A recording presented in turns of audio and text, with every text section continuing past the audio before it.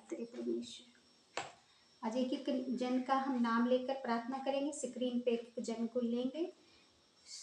आपकी प्रार्थना तब सुनी जाएगी जब आप अपने अपराधियों को क्षमा करेंगे। तो आज आप अपने जीवन में झांके, किस किस ने आपके मन को दुखाया है, आज आप उसे तहे दिल से माफ़ कर दें, उसको याद करें और उसको माफ़ कर दें। क्योंकि हम माफ़ नहीं करते तो हम आजमाइश में आते हैं, हम भी उस परीक्षा में आ जाते हैं और हमारी प्रार्थना रुक जाती है। तो हम कहते प्रभु हमारी प्रार्थना क्यों रुकी है? क्योंकि हमने किसी का जो हमारा मन दुखाया, हमने उसको माफ़ नहीं किया। तो प्रभु भी हमें माफ़ नहीं करते। प्रभु कहते जब तुम दूसरे का अपराध माफ़ करोगे मैं तुम्हारा भी कर दूंगा। क्योंकि तुमने दूसरों का रोक रखा है तो मैं भी तुम्हारा प्रार्थना को रोक रखूंगा। तो आज आप दिल से अपनी गलतियों से मुड़ेंगे और परमेश्वर से माफ़ी मांगेंगे। क्योंकि हम दूसरे पे जब दोष लगा रहे हैं तो हम भी निर्दोष नहीं हैं, हम अपने जीवन में झांक के देखें कि हम जब किसी के ऊपर दोष लगा रहे हैं तो क्या हमने कभी गलती नहीं की? क्या हमसे कभी कोई गलती नहीं हुई? किससे कभी गलती नहीं हुई है? वो है परमेश्वर। तो अगर हम अपने आप को कह रहे कि हमसे कभी गलती नहीं हुई है तो हम अपने आप को परमेश्वर के तुल्य बना रहे हैं। हम परमेश्वर के तुल्य बना रहे हैं। हम घमंड दिखा रहे हैं कि हमसे कभी अपराध नहीं हुआ। तो हुआ है ना, तो हम अपने अपराध का भी परमेश्वर से क्षमा मांगेंगे। और अगर किसी ने हमारे लिए हमारा मन दुखा दिया, हमारे प्रति अपराध किया है, तो हम उसे क्षमा कर देंगे। हम तहे दिल से उसे क्षमा करेंगे। हमारे क्षमा करने का मतलब हम मुंह से भी बोलेंगे प्रभु मैं उसे क्षमा करता हूँ, क्षमा करती हूँ। और साइन ये होता है कि अब से हम उसके लिए नहीं कुरकुराएंगे, हम मन में भी नहीं कुरकुराएंगे। अभी भी चाहे उसका बिहेव वैसा ही है लेकिन हम नहीं कुरकुराएंगे। अब हम परमेश्वर को हाथ में छोड़ देंगे। हम उसके लिए अब बुरा नहीं सोचेंगे, बुरा व्यवहार नहीं करेंगे, मन में भी बुरा थॉट नहीं लाएंगे। ये साइन होता है।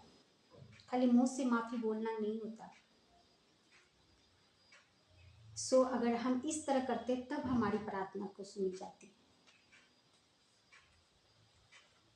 मेरी एक प्रेयर रिक्वेस्ट थी परमेश्वर के आगे। मेरी कोई प्रार्थना रुकी हुई थी और मैंने परमेश्वर को बोला, खूब बोलती थी, खूब प्रार्थना करती थी, 2-2 घंटा बैठती थी, बाइबल पढ़ती थी, लेकिन वो प्रार्थना रुकी हुई थी। और जिससे परमेश्वर ने मुझे माफ़ करने के लिए बोला था ना, उसके लिए मेरे मन में बहुत दर्द था। मैं माफ़ करने वाली नहीं थी। तो परमेश्वर कहते मैं भी तेरा माफ़ करने वाला नहीं, क्योंकि तू अपने आप को महान समझ रही है। क्या तुझसे कभी गलती नहीं हुआ?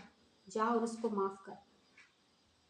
तो जो प्रार्थना से नहीं हो रहा था ना, जो बोलने से नहीं हो रहा था, जो बीज बोने से भी नहीं हो रहा था, जब मैंने उसको कन्फेस किया, मैंने उसको माफ़ किया, मैंने उससे बात की, तो मेरी प्रार्थना सुनने लगे परमेश्वर। मुझे सचमुच वो जब मैं मांगती थी वो होने लग जाता था। तब मुझे समझ में आया कि परमेश्वर का साइन ये है। हम बीज बो करके अपनी इस तरह से कि सोचेंगे परमेश्वर में बीज बो देता, लेकिन मुझे ये मत बोलो कि आप माफ़ करो चाहे माफ़ी मांगो। नहीं, मैं उसको माफ़ कर सकता हूँ। मेरे दिल में बहुत उसने मेरा हर्ट किया है तो मैं नहीं माफ़ कर सकता हूँ। तो मुझको तो तू लाखों का बीज बोले रखा रह जाएगा। मैं तुम्हारे पैसे नहीं चाहिए मुझे। हम पैसे दे करके परमेश्वर को घूस नहीं दे सकते। जैसे हमने कहा कि परमेश्वर हमारा घूस नहीं लेता, वो न्यायी परमेश्वर, वो पैसे को हमारे साइड करता है। क्योंकि उसमें मेरा आत्मा है। कहते हैं तुमने उसका मन नहीं मेरा मन दुखाया, तो गिला शिकवा एक दूसरे से ख़त्म करो। दोस्ती चाहे करो नहीं करो, परमेश्वर ऐसा नहीं कहे कि दोस्ती कर लो। अगर कोई इंसान बुरा है और हमने भी उसके साथ बुरा ही व्यवहार किया है, तो परमेश्वर ये नहीं साइन दे रहे कि अब हम उससे दोस्ती कर लें। ऐसा नहीं। हमें समझना है, माफ़ करना और माफ़ी मांगने का मतलब समझना है कि अब वो अपने रास्ते, हम अपने रास्ते। अगर उसका रास्ता सही है तो हम उसको साथ चलेंगे, लेकिन अगर उसका रास्ता गलत है तो हम नहीं जाएंगे उसके साथ। ये मतलब नहीं कि अब हमने उसको माफ़ कर दिया तो हम उसके साथ बैठ के खाएंगे, अब उसके साथ घूमने जाएंगे, अब उसके साथ रहेंगे। तब साइन होगा कि परमेश्वर ने कहा कि हाँ माफ़ किया, तब देखो हम दिखा रहे परमेश्वर को हम माफ़ किए, हम गले लगा रहे उसके साथ रहेंगे। ये नहीं मतलब है। मतलब ये कि हम अपने दिल से उसके लिए जो भी हर्ट था, नफरत था, अब निकाल दिए हैं। हम एक दूसरे से कन्फेस कर लिए। अगर वो इंसान जिंदा है तो, अगर वो मर गया तो हम परमेश्वर से कर लेंगे, क्योंकि वो मौजूद ही नहीं है। अगर वो दूर पार है, पॉसिबल है, तो हम फ़ोन से कांटेक्ट करेंगे। ऐसा करके फिर हमने क्या किया, अपना रास्ता साफ कर लिया। अब हमारी प्रार्थना जाने का रास्ता साफ हो गया और हम परमेश्वर से इस तरह से प्रार्थना करते हैं तो हमारी प्रार्थना नहीं रुकती है। इसलिए कि कुछ लोग आते हैं जीसस के पास और प्रार्थना करते हैं, नहीं होता, कहते जीसस नहीं करता। करता है जीसस, लेकिन तरीका रॉन्ग लेके आओगे तब नहीं सुनी जाएगी, क्योंकि वो न्यायी परमेश्वर है। वो पक्षपात नहीं करता। चाहे हम घंटों गिड़गिड़ा लें, वो हमारे झूठे आंसू को मगरमच्छ के आंसू बोलेगा। सो हम इस तरह से जब प्रार्थना आज करेंगे, सो आप अपने आत्मा में याद करें, ठीक है। कभी किसी ने आपका हर्ट किया, मन दुखाया, तो आज उसे माफ़ कर दे। और आपने कभी किसी का दुखाया है तो आप वो भी याद करें। इंस्टेंट कुछ याद आएंगे, कुछ नहीं आएंगे, क्योंकि है ना, बीते समय की बातें एकदम से कई बार नहीं याद आ जाती, तो आप बाद में भी कर सकते हैं। सो अभी आप बोल दें कि परमेश्वर मेरे अपराध क्षमा करे, और जिसने भी मेरा अपराध किया मैं उसको क्षमा करती हूँ, क्षमा करता हूँ तहे दिल से, ताकि हम आजमाइश में ना आए, क्योंकि हम भी आजमाइश में आ जाते हैं। हमारी भी प्रार्थना रुकी होती है, हमारे जीवन में भी मुश्किल, बीमारियाँ और कर्जे, मुसीबत, परेशानियाँ, चिंता आई होती है।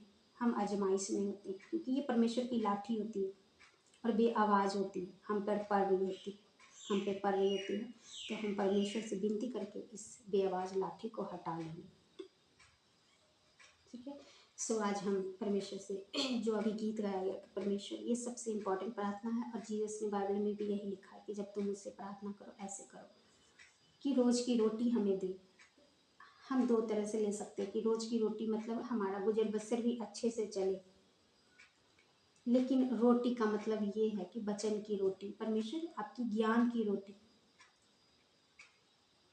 रोटी हमें मिले कि आगे हमें अब क्या करना है, कैसे चलना है। स्कूल में बच्चा हर रोज जाता है, क्यों? क्योंकि टीचर उसको अगला चैप्टर रोज समझाता है, कि बेटा अब ये पढ़ लियो, अब आगे तुम्हारे लिए ये है। धीरे धीरे सिलेबस हाई होता जाता है। तो परमेश्वर से हम लोग वही कहते हैं, परमेश्वर अब हमें हमारा भी लेवल ऊपर होता जाएगा, सक्सेस का लेवल। ये एक नींव है, माफ़ करना, माफ़ी दे देना, एक ये फाउंडेशन, एक नींव है। अब हम हाई लेवल पे जाना चाहते हैं ना, तो हमें ऐसे जाना पड़ेगा। तो परमेश्वर हमें ऊंचा लेवल पे ले जाएगा। ये छोटे छोटे क्लास को हम पढ़ के निकालते रहेंगे, ये काम करते रहेंगे, हम क्या आदर्श इंसान बनेंगे अपने आप को। एक आदर्श इंसान बन के परमेश्वर कहते हैं दिखाओ, क्योंकि मैं आदर्श हूँ, मैं पवित्र हूँ, तुम मेरे जैसे बनो, मेरे जैसे हूबहू बनो। मेरे हार्ट को देखो, यीशु मसीह के हार्ट को हम देखेंगे कि कितना उनका हार्ट बड़ा था।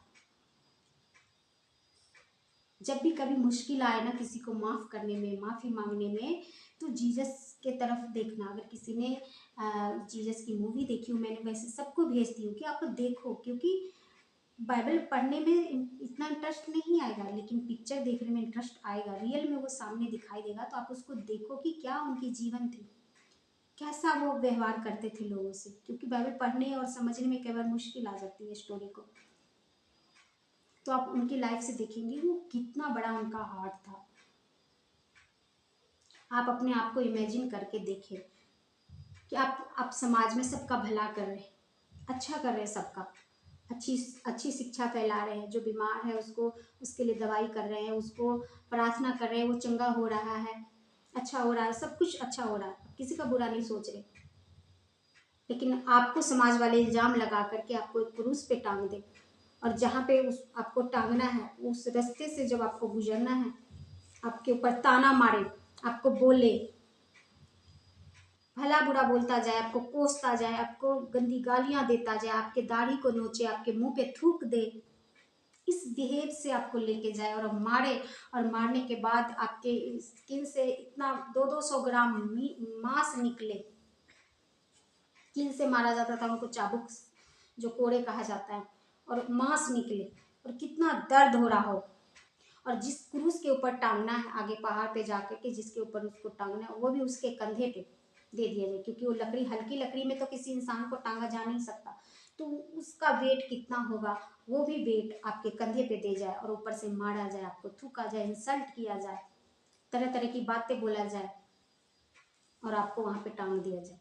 और टांगने का भी प्रोसीजर, आपके हाथ में कील ठोक दिया जाए, पैर में कील ठोक दिया जाए और पूरी इंसल्ट के साथ आपको ऊपर ठोक दिया जाए, वस्त्र उतार दिया जाए, आपको अधनंग कर दिया जाए, आपका पूरा वस्त्र, एक वस्त्र छोड़ के बाकी सारा वस्त्र उतार दिया जाए आपका, और इस कंडीशन में उसको टांग दिया जाए, जहाँ पे अपराधी को सजा दी जाती थी वहां पे दे दिया जाए। उनके ऊपर एक भी इल्जाम साबित नहीं हुआ था।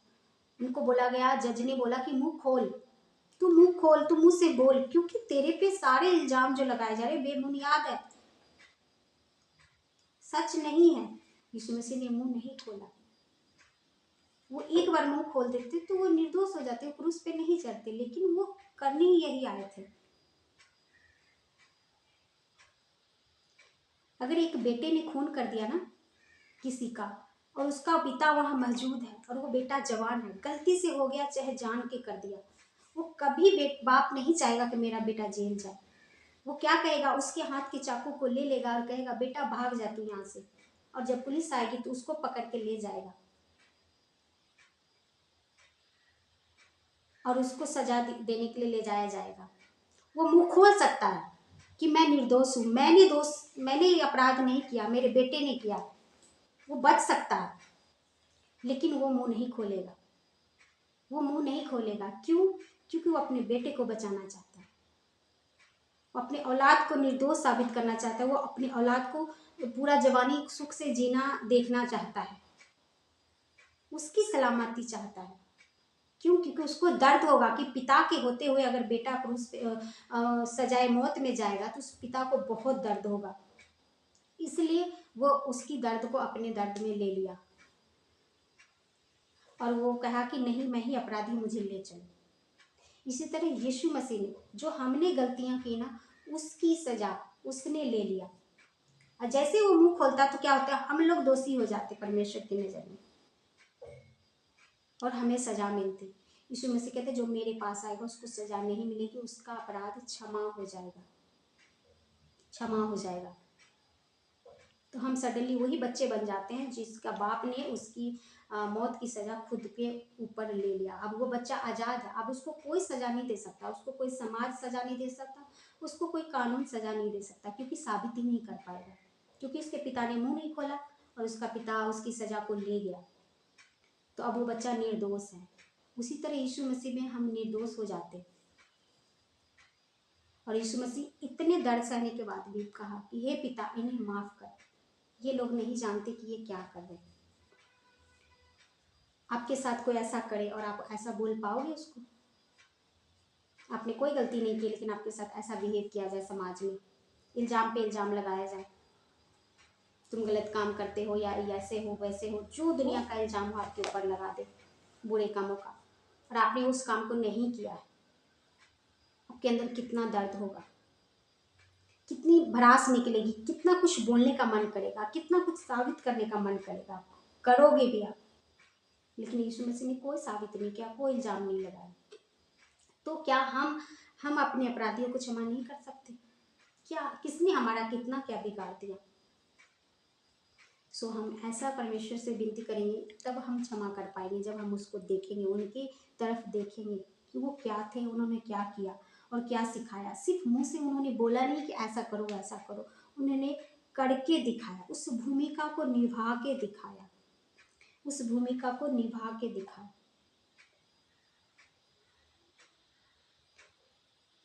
है ना? सो हमें उस भूमिका को निभा के दिखाएंगे ना, तब हम परमेश्वर के प्रिय कहलाएंगे, तब हमारी ये कुछ भी हम प्रार्थना करेंगे परमेश्वर हमारी प्रार्थना को नहीं रोकेगा। यीशु मसीह के जैसा तो आज धरती पे कोई है ही नहीं, कोई भी पास्टर, कोई भी दास, कोई भी दासी है ही नहीं, क्योंकि यीशु मसीह का कोई भी प्रार्थना नहीं रुकता था, कोई भी प्रार्थना नहीं रुकता था। क्यों? क्योंकि यीशु मसीह यहोवा परमेश्वर के चरित्र में चलते थे, जैसा उनको सिखाया गया था, जैसा वो खुद ही थे, वो डबल रोल थे, वो सिखाने आए थे लोगों को कैसे आपकी प्रार्थना सुनी जाएगी, कहाँ रुक जाती है। सो सीखो, ठीक है। सो आज आप अपने हृदय को साफ करेंगे, हृदय को क्लीन करेंगे, हल्का करेंगे, ठीक है। सो आज आप करें ऐसा, आज आपकी प्रार्थना सुनी जाएगी। परमेश्वर आज आपकी प्रार्थना को सुनने के लिए आपको बुलाया है। आप ब्लेस में से हो कि आप परमेश्वर के पास आए हो। सो आज कन्फेस करें, आज आप कन्फेस करें। मैं एक एक जने को लेती हूँ, हम 2 मिनट प्रार्थना में चलेंगे। ठीक है, आज आप अपने हृदय से निकालें सारी गंदगी को, सारी बुराई को। ठीक है।